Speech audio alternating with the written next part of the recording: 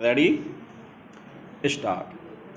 अनंत काल से परिवार को समाज की आधारभूत इकाई माना जाता रहा है। स्टॉप। मानव समुदाय के लिए परिवार एक आदर्श संस्था है। स्टॉप। परंतु विगत कुछ वर्षों में इस संस्था की जड़ों के समूल विनाश के प्रयास किए जा रहे हैं। स्टॉप। यह खतरा इतना अधिक बढ़ा है कि 1994 को संयुक्त राष्ट्र संघ ने परिवार का अंतर्राष्ट्रीय वर्ष घोषित किया था। Stop para. अधिकांश आधुनिक परिवारों में रहने वाले लोग संयुक्त परिवार की ओर आशा भरी निगाहों से देखते हैं, जिसमें व्यक्ति का सुख दुख न केवल उनके माता पिता बल्कि दादा दादी, चाचा चाची, मौसा फूफा, भाई बहन आदि सभी लोग मिलकर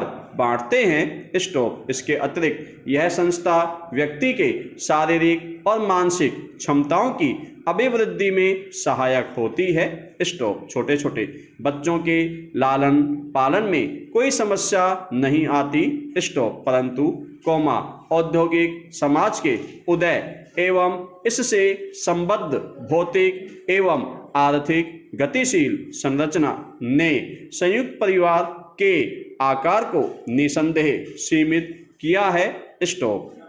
संयुक्त परिवार के विखंडन के अन्य कारणों में परिवार के कुछ सदस्यों की आमदनी का कम होना, महिलाओं का अधिक संख्या में कामकाज में लगना एवं पारिवारिक मान्यताओं एवं परंपराओं के प्रति लगातार अनिच्छा भाव का प्रकटीकरण उल्लेखनीय है। Stop para. आधुनिक काल में परिवार का आकार सिकुड़कर छोटा हो गया है, जिसे न्यूक्लियर या एकीकृत परिवार की संज्ञा दी गई है। स्टॉप। केवल इतना ही नहीं, अब तो यह स्थिति हो गई है कि अधिकांश परिवारों में माता पिता में से केवल एक व्यक्ति ही घर में मौजूद रहता है। स्टॉप। विधवा और तलाकशुदा होने की स्थिति के अतिरिक्त भी बहुत परिस्थितियों में पति के अपने व्यवसाय के सिलसिले में व्यस्त रहने के कारण केवल महिलाओं को ही सारे पारिवारिक दायित्वों का वहन करना पड़ता है। स्टॉप। भारतीय परिवार में प्रवास एवं पुनर्वास की समस्या ने घर कर लिया है, जिससे इसमें टूटन के आसार नजर आने लगे हैं। Stop para. विगत कुछ वर्षों में मानव समाज में तकनीकी एवं आर्थिक क्षेत्रों में व्यापक परिवर्तन हुए हैं, जिससे सामाजिक अभिरुचियां एवं मूल्य प्रभावित हुए हैं। स्टॉप। एक तरफ समाज में पहले से स्थापित मान्यताओं के प्रति ऊहापोह की स्थिति बनी है, तो दूसरी ओर आर्थिक प्रगति ने छद्म आधुनिकता को जन्म दिया है, जिसमें रीति रिवाजों और लोगों की अभिरुचियों में कोई सकारात्मक परिवर्तन नहीं दिखता है। स्टॉप। यहाँ एक विरोधाभास की स्थिति उत्पन्न हो जाती है, जिसकी वजह से परिवार रूपी इकाई का विखंडन होता जा रहा है एवं पारिवारिक संबंध भी मधुर नहीं रह पाता है। Stop para. आय अर्जन की बढ़ती हुई शक्ति एवं उपभोक्तावादी संस्कृति के प्रभाव के कारण माता पिता और बच्चों में परिवार के प्रति भावनात्मक लगाव कम हो गया है। स्टॉप।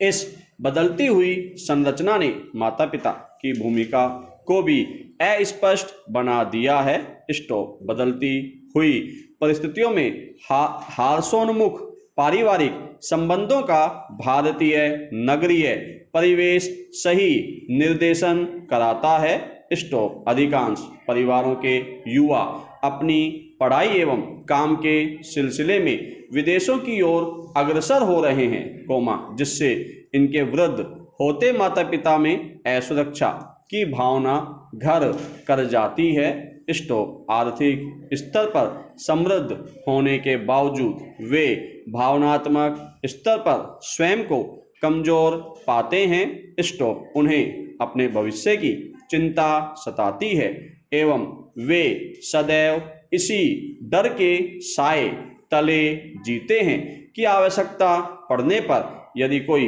उनकी मदद न कर सका तो उनका क्या होगा। पैरा। इस आर्थिक स्वतंत्रता व आत्मनिर्भरता की भावना ने व्यक्तिवाद को प्रश्रय दिया है। स्टॉप। अधिकांश परिवारों की महिलाएं अपने अधिकारों के प्रति जागरूक हो गई हैं। स्टॉप। समाज के लगभग प्रत्येक क्षेत्र में इन्होंने पुरुष के साथ कंधे से कंधा मिलाकर काम करना प्रारंभ कर दिया है।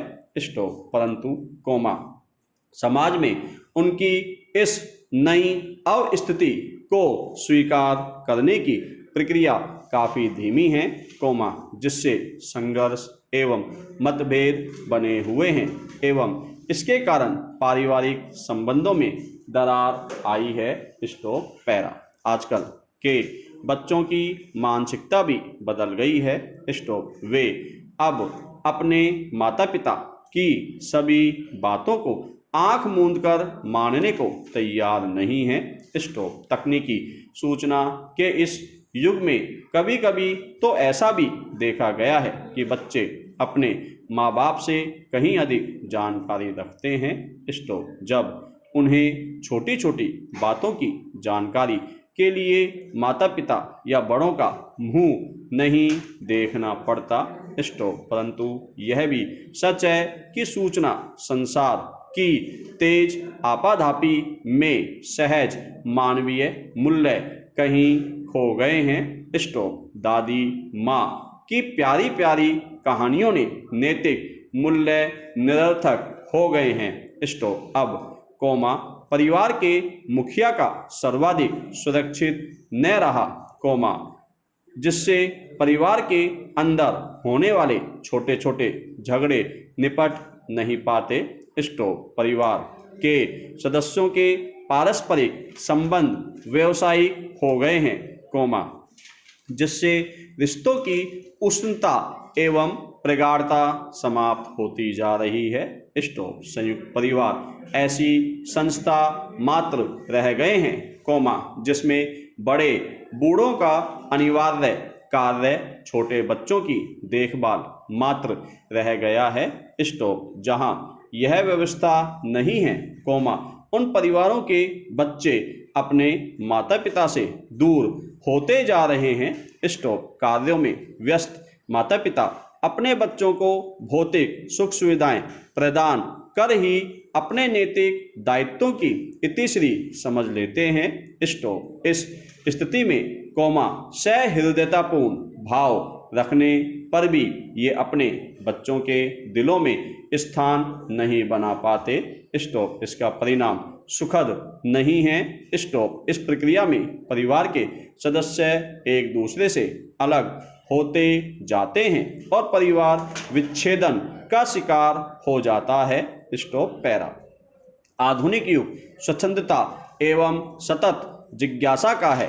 स्टॉप। इस युग में जबकि नितांत वैयक्तिकता का बोलबाला है, परिवार जो पहले साथ साथ खाते पीते थे, अब उनके खाने पीने का समय अलग हो गया है। स्टॉप। छुट्टियों के दिनों में सारा परिवार इकट्ठे समय व्यतीत करता था, पर अब लोग अपनी छुट्टियां अपने अपने तरीके से बिताने लगे हैं। स्टॉप। अब तो यह बदलाव अपरिवर्तनीय लगने लगा है। स्टॉप। पैरा।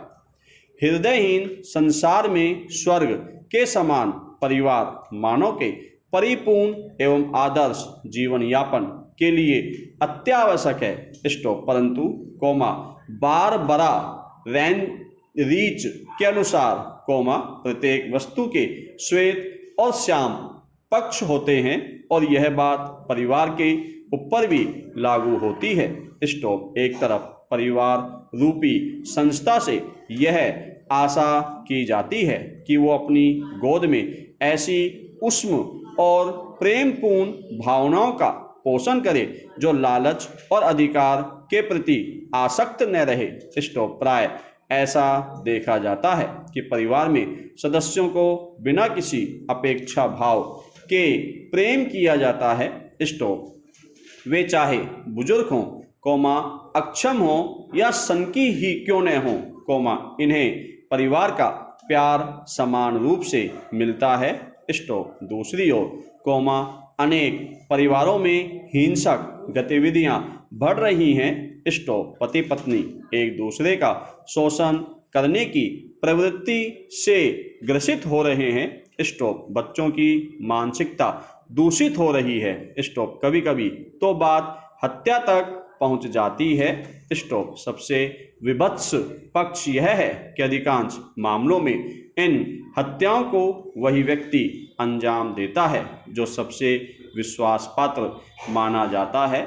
स्टॉप। इसके अतिरिक्त परिवार में एक दूसरे की भावनाओं को ठेस पहुंचाने का सिलसिला थमने का नाम नहीं लेता, कोमा जिससे लोग ईर्ष्याभूत होकर झगड़े कर बैठते हैं।